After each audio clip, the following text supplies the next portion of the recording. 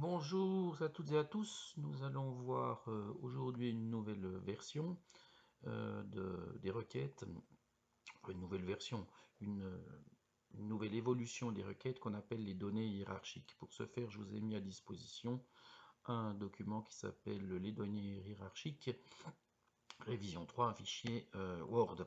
Et si vous ouvrez ce document, bien on va y voir plusieurs choses. Et notamment, ce qui nous intéresse, c'est ce qu'est une donnée hiérarchique. Donc, voilà, on s'en fout de tout ça.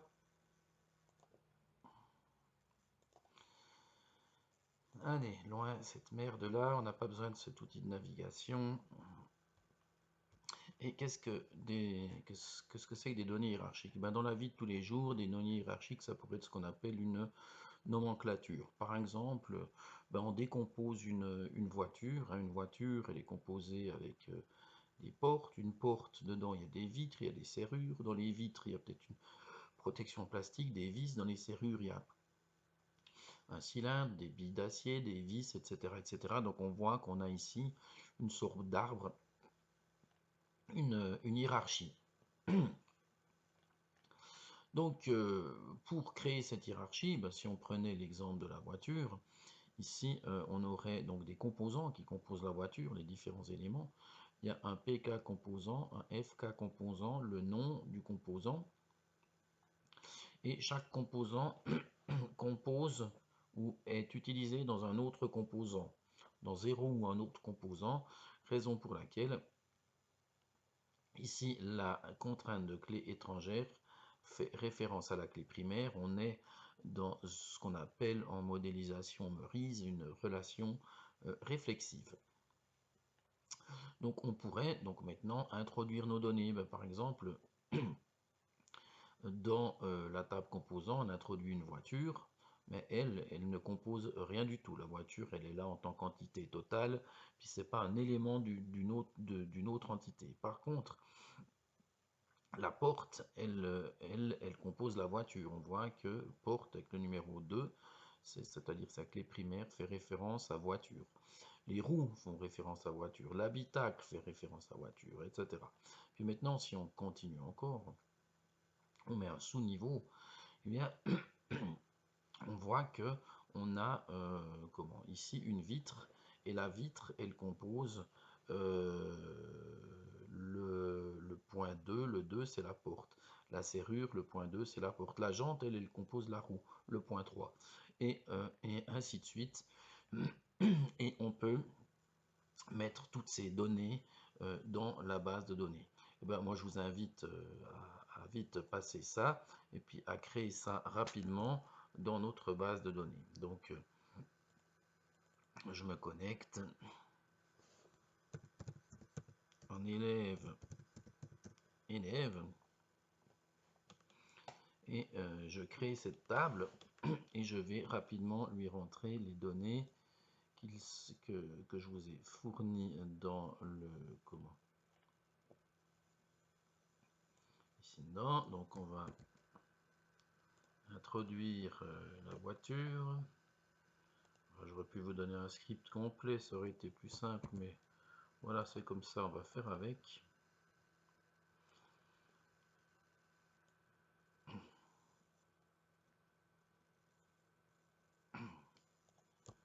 Donc je remplis toutes ces données.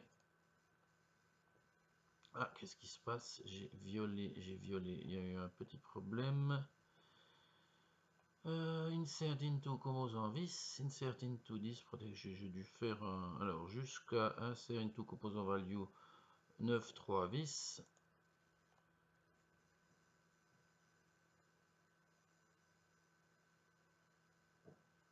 Peut-être qu'il y a eu un problème. Ben, on va retester. Insertion. Donc ça, c'était bon. La contrainte d'intégrité, elle était faite. On va faire une petite requête pour voir ce qui est introduit. Select étoile from tb composant.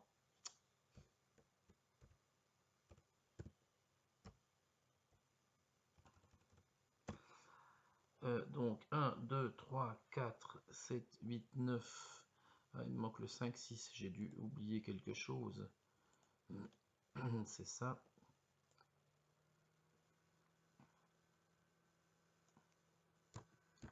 Alors voilà. Qu'est-ce que intégrité contrainte, violateur qui par an, qu'est-ce que j'ai oublié? J'ai oublié, il me manque le 2. Voilà pourquoi je suis embêté. J'ai dû faire une bêtise ici. Donc si je mets le 2, ça veut aller mieux. Voilà. Et maintenant, je peux mettre le 5, 6. Ça veut aller beaucoup mieux. Et si j'ai le 5, 6, je pourrais mettre ceci.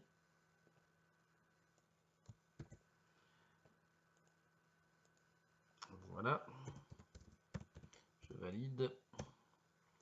Et je fais un petit select étoile from TB composants. J'ai donc tous mes composants, ma table elle est faite. Donc j'ai ma hiérarchie qui est faite.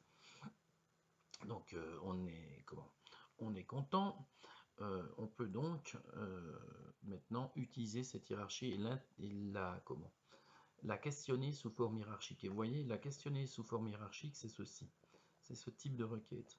Select non composant, level from TB composant, start with FK composant is nul, connect by prior PK composant égale FK composant. Ça veut dire quoi ça? Ça veut dire que je veux le nom du composant, le niveau dans lequel il se trouve dans l'arbre, depuis la table composant, et je lui dis quel est l'endroit dans l'arbre où je commence. Start with FK composant is nul, ça veut dire que je commence au niveau de la voiture, tout en haut de l'arbre. Et si je lui mets connect prior pk composant égale fk composant, je donne la priorité sur la clé primaire, ça veut dire que je vais descendre dans l'arbre. Si j'avais donné le prior sur le fk composant, ça voudrait dire que je remonte dans l'arbre. Je ne vais pas remonter puisque je suis à la racine de l'arbre.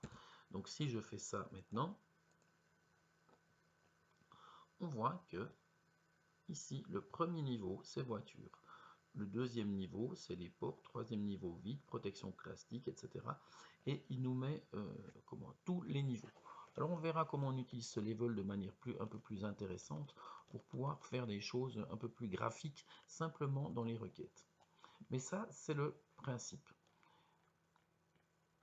Et si on regarde bien ici, qu'est-ce qu'on va faire?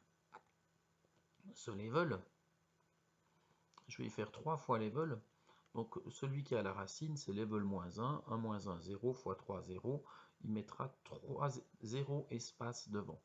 Et puis ensuite, il mettra le composant. Mais comme il y en a d'autres qui ne sont pas au level 1, qui seront level 2 ou level 3, on va rajouter des espaces à la gauche du nom du composant. Ce qui fait que grâce à ceci, on va pouvoir, voyez, on dessine un arbre. C'est magique. Voiture, porte, vitre, roue, etc. Donc simplement, grâce à des requêtes et puis des fonctions de manipulation des lignes de commande, des strings, donc du texte, j'arrive déjà à faire à dessiner un arbre visuellement. Donc ça, c'est une première chose. Et puis si je veux monter ou descendre dans mon arbre, selon que je suis, où je suis, pour descendre, je mets le prior sur la PK. Pour monter, je mets le prior sur la FK. Et puis qu'on mette prior FK égale PK ou connect by FK égale prior PK, c'est la même chose. On peut les inverser. C'est une égalité que le prior PK soit à gauche ou à droite du égal ne change rien. Alors, quelques petites requêtes simples. Si je veux savoir combien il y a d'arbres dans ma table, il me suffit de compter les endroits où la FK composant est nulle. Ici, dans notre cas, j'en ai qu'un. Mais si je veux savoir qui sont combien il y aurait d'arbres, ben, il me suffirait de faire le isNull. Ici, quelles sont les feuilles d'un arbre? Avec nos connaissances actuelles, hein, eh bien, on pourrait faire ceci. Et on verra que cette requête ici nous fournit toutes les feuilles de l'arbre. La racine, c'est voiture, les feuilles, c'est ce qui se trouve en bout de l'arbre. Qu'est-ce qu'il y a? La table revue de notes existe. Qu'est-ce que j'ai fait faux? Qu'est-ce que j'ai fait faux? Select non composant 1.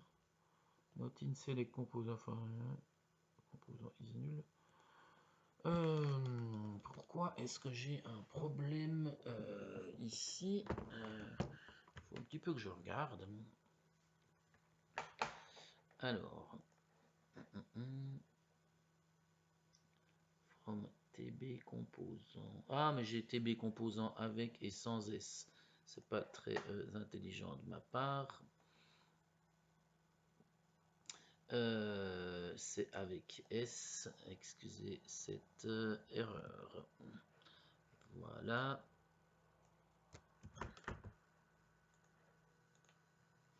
Et on voit ici que j'ai tout ce qui concerne toutes les feuilles de l'arbre. On pourrait venir les reprendre ici, porte, vide plastique, cylindre, etc.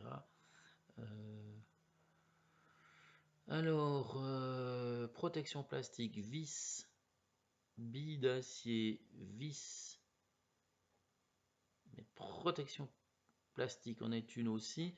Bref, on pourrait faire comme ceci. Ça marche. C'est pas comment? C'est fonctionnel, mais il nous propose encore mieux, plutôt que faire cette requête cette sous-requête, donc une requête qui utilise une autre requête, on a directement ceci. Et on peut lui dire connect by isLeaf. C'est une fonction qui est fournie pour faire ça. Et j'obtiens la même chose, 9 sélections, pneus, vis, etc. Les autres ne sont pas dans le même ordre, mais ça n'a aucune importance. On voit que ce sont les mêmes. Donc on peut obtenir les feuilles. Donc rien de bien compliqué, très pratique, simple à utiliser. Alors moi je vous propose de faire un petit exercice pratique. L'exercice pratique, ça consiste à mettre en place un petit forum de discussion. Et c'est génial un forum de discussion parce que c'est une table avec une relation réflexive, un message et puis les utilisateurs. Et Et c'est à peu près tout. Donc en fait, c'est hyper facile à mettre en place et à utiliser. Donc voilà un exemple. Hein. Donc exercice 1, créa table message, exercice 1, un PK, l'APK message, l'AFK, le message, l'utilisateur, par défaut on prend le user connecté. Hein, on va admettre qu'il y a plusieurs personnes qui sont connectées dans notre base de données qui peuvent accéder à cette table. Hein. Pardon. Et puis afficher message, enfin bref, voilà un exemple. Insert into, pour l'instant je fais que tester si mon forum fonctionne correctement. Voilà la personne qui est connectée, le titre du message, etc. Et puis on insère des données. Elles sont insérées, puis on voit que y a tout un fil de discussion qui se réalise, et qu'en fait, si vous voulez voir le fil de discussion, vous n'avez qu'à faire cette méthode, hein, cette requête avec ce lpad, et vous obtiendrez ceci. Donc en fait, on voit que c'est hyper facile de faire un forum d'Oracle, parce que Oracle bénéficie de ces requêtes dites hiérarchiques. Alors, vous trouvez aussi sur comment ça marche ici, je ne sais pas si le site est encore actif, hein, vous irez jeter un petit coup d'œil, mais on trouve de la documentation là-dedans. J'ai également pris depuis un bouquin, j'ai scanné une toute petite partie du bouquin, hein. Je n'ai pas volé l'éditeur, et ben, je vous laisse lire un petit peu parce qu'en fait, on a aussi des fonctions, fonction 6 Connect by iPad, euh, qui permet de connaître le chemin complet pour aller depuis par exemple la voiture jusqu'à la jante. Euh, Ici une autre comment? Alors Elpad, hein, ça on l'a vu, mais avec une autre manière de noter. Ici avant je faisais un décalage, ben ici je mets toute la hiérarchie. Connect by route, et ben, lisez ceci. En fait, ce système, c'est absolument génial. Ça existe que sous Oracle. Et puis, on arrive très très vite à faire quelque chose de super intéressant. Donc ici, j'ai pris depuis le site Comment ça marche également des explications qui sont une autre manière de présenter les choses. Mais c'est quoi ici? Ben, on est de nouveau dans la notion de forum. C'est une autre manière de le présenter. Ben voilà, moi je le présente d'une manière, eux le présentent d'une autre manière. Mais on voit que c'est absolument incroyable. Donc, ben, on a cette pseudo-colonne level, hein. Cette pseudo-colonne level, elle n'existe pas en tant que telle, c'est une pseudo-colonne, donc une colonne qui n'existe pas, mais qui nous permet de savoir quel est le niveau hiérarchique auquel on est. Il faut savoir que quand on fait un, un start with, l'endroit où on démarre, c'est toujours le level 1. Et ce que l'on remonte ou que l'on descende, c'est le level 1. Si je suis dans un arbre à la position hiérarchique 4, puis je démarre à cette position hiérarchique 4, le level sera 1. La position hiérarchique 3, ce sera 2. La 2, ce sera 3. Et la 1, ce sera 4. Et si je descends, c'est la même chose. Donc voilà quelques explications théoriques. Et puis si vous êtes bien motivé, eh bien moi je vous invite à aller voir là. Et puis ici j'ai fait alors quelque chose d'un peu plus avancé. J'ai euh, fait un système où on n'a plus une relation 0n 1, mais on a une relation 0n 0n. Enfin, dans notre cas de figure, on a une relation 0n 0,1, hein, puisque voiture n'a pas de supérieur. Et puis ici, ben, les personnes, hein, si on prend des personnes, notre nom, notre prénom, etc., qui sont nos parents, on a deux parents. Donc j'ai mis une relation 0n, 0n, et puis apparenté.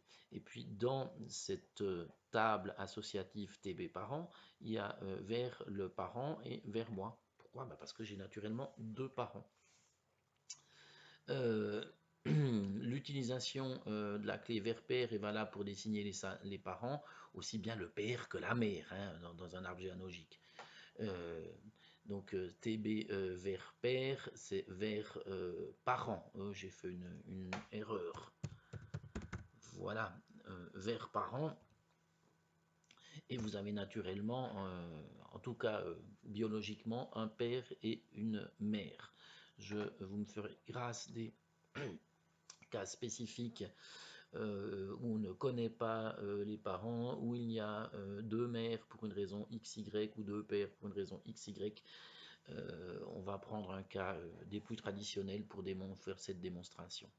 Et en fait ici, j'ai pris tout simplement ma famille. Donc j'ai pris depuis mes grands-parents. Donc moi je suis ici. Et puis voilà mes parents. Voilà les parents de mes parents. Voici les parents de mon père. Voici les parents de ma mère.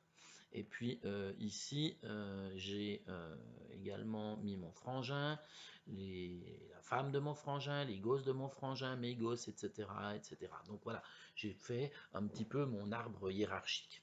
et j'ai créé mes tables. Voilà mes tables et voici les données qui ont été rentrées dedans. Toute la difficulté, c'est que maintenant on n'a plus une clé secondaire qui est directement dans la table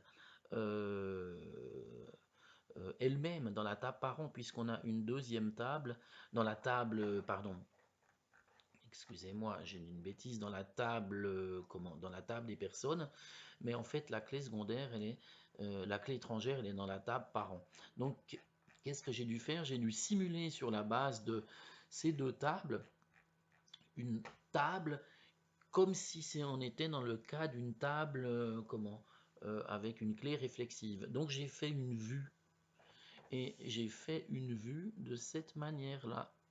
Et en fait, quand vous exécutez, vous faites un select sur cette vue, on a l'impression qu'on n'a qu'une seule table, qu'on n'a pas deux tables. Je m'explique. Allons-y. Alors, on va créer la table des personnes et la table des parents. Donc, je crée la table des personnes et je rentre toutes ces personnes. Alors, j'espère que je ne vais pas être embêté parce que... voilà, c'est bon. Des fois, quand on fait des copies-coller de P-Word, il y a des caractères spéciaux pour embêter. Si jamais vous passez ça dans... dans, dans le notepad, ça vous embêtera, ça vous enlèvera, ça vous évitera ce genre de problème. Mais ici, tout a l'air de fonctionner, c'est très bien. Donc j'ai tout chargé ça. Là, j'ai mes deux tables qui sont créées, j'ai chargé mes données. Et je vais faire une vue maintenant. Je balance. C'est plus vers père, mais c'est vers parent. Hein, j'avais changé le nom.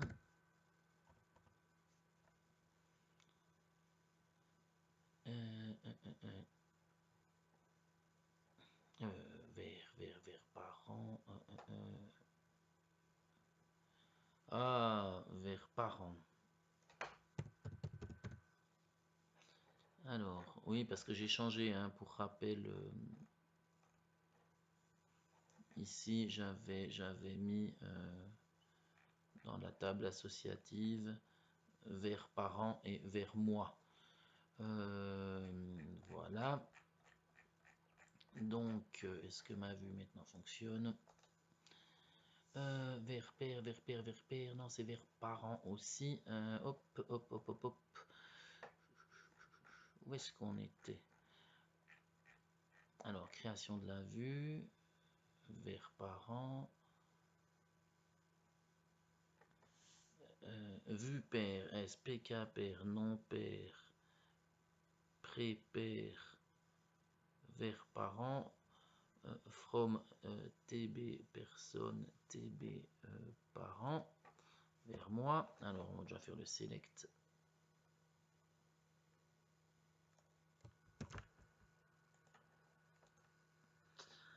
Voilà, pour le select, il fonctionne. Donc, la création de la vue devrait fonctionner. Voilà qui va mieux. Et en fait, si maintenant vous venez interroger cette vue, select étoile from TB vue pair, select étoile from, pas TB pair, vue pair, hein, puisque je l'ai appelé vue pair. Eh bien, on voit qu'on a exactement la même structure à travers une vue que si on avait une table avec ici, bon, on a quatre personnes qui, eux, n'ont pas de parents, hein, puisque c'est mes grands-parents, puis j'ai pas mis mes arrière-grands-parents, etc., etc. Mais en fait, on voit qu'à travers cette vue, on cache le fait qu'il y ait deux tables, mais ces deux tables nous permettent de faire que Frank James, cette fois, il a plusieurs parents. Et une fois qu'on a fait ça, eh bien en fait, on pourra balancer des requêtes exactement comme on les a vues pour avoir nos différentes données ici, pour avoir notre arbre hiérarchique. Et ici, je fais toute tout le développement en expliquant ce que je fais pour obtenir un résultat de ce type-là. Si je veux voir l'arbre familial de James, ben, j'ai carrément créé une vue ici, hein. Alors on revient, malheureusement j'ai fermé ça, élève, élève. Je peux carrément lui créer cette vue. Alors de nouveau, hein, vers pair, ben, faudra juste changer vers parent. C'était pas une bonne idée, hein, de changer en plein exercice. Vous m'en tiendrez pas rigueur, j'espère.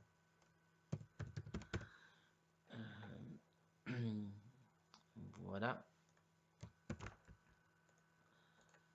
La vue est créée. Et si maintenant on interroge la vue, donc j'ai fait une vue pour moi, hein, pour voir ma famille. Alors là, un petit set line size 200. Ça nous permet de bien voir les choses. Oh, il faut plus. Ah oui, mais c'est pas le tout de mettre 200. Il faut aussi agrandir ça. Bon, si vous voulez voir ça de manière propre, vous allez dans le SQL Developer. Ça m'embête un peu parce que j'aurais bien voulu vous montrer ça comme il faut. Alors, cette line size, je vais mettre 300. Ouais, on n'a pas assez de place pour écrire ça ici dessus. C'est pas grave. On va aller voir avec le SQL Developer si on le voit un peu mieux.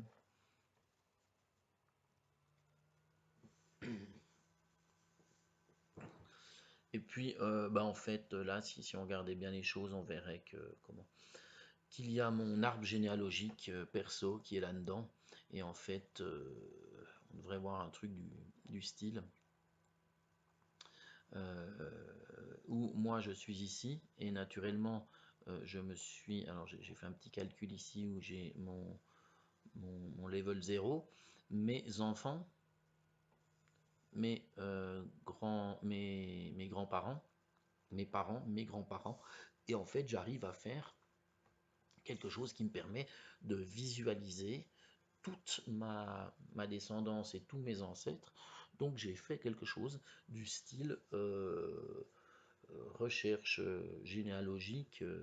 On peut voir qui est les parents de qui. On pourrait même imaginer développer ça de manière un peu plus poussée et puis faire une application de stockage généalogique pour aller rechercher, pour aller refaire des croisements, faire des recoupements. Ce serait ce serait un type d'application qui serait faisable simplement avec une, deux tables et ces requêtes hiérarchiques. Et ces requêtes hiérarchiques, il faut être clair, hein, vous ne les avez pas dans toutes les bases de données. Par exemple, si vous êtes sous MySQL, vous n'avez pas ça. Si vous êtes dans Access, vous n'avez pas ça. J'ai souvenir d'un travail de diplôme qui a dû être fait où on devait justement gérer une hiérarchie dans Access. On avait dû faire cette gestion de la hiérarchie par programmation VBA. Il y a un objet tree, quelque chose en programmation VBA qui permet de manipuler ces hiérarchies. Il n'y a malheureusement pas de requête qui permette de le faire et c'est beaucoup plus simple dans Access. On va balancer notre requête. Select étoile from arbre James. Et voilà, même là, je suis embêté. C'est hyper large. Mais, alors, est-ce que si je le fais comme ça va le faire? Ouais, on voit, il y a beaucoup d'espaces qui ont été mis. J'ai ragrandi les choses pour que ce soit bien visible. Et puis sur un petit écran, on voit pas tout à fait l'arbre. On le devine. Mais vous avez compris le principe. Et ben voilà, ça fonctionne. Non, j'ai pas besoin d'enregistrer ça. Donc en fait, ces requêtes hiérarchiques, c'est un truc qui qui est assez peu connu, assez peu utilisé, mais qui est absolument génial. Et ben moi, je vous invite à utiliser ça et puis à faire quelques requêtes basiques, hein. Je vais pas vous embêter à faire des requêtes de l'amour qui tue dans un examen là-dessus.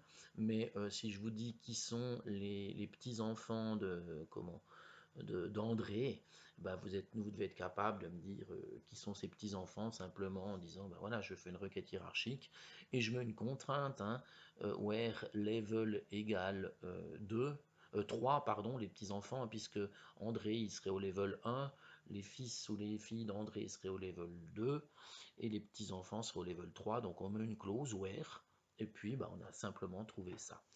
Voilà pour pour cette partie de données hiérarchiques. C'est vraiment quelque chose qui mérite d'être connu. C'est pas tout à fait de l'administration de base de données, mais je pense que voir ça dans le cadre de notre cours, ça a du sens. Et puis, comme nous ne l'avions pas vu au module 2, eh bien, je prends maintenant un petit peu de temps pour ça.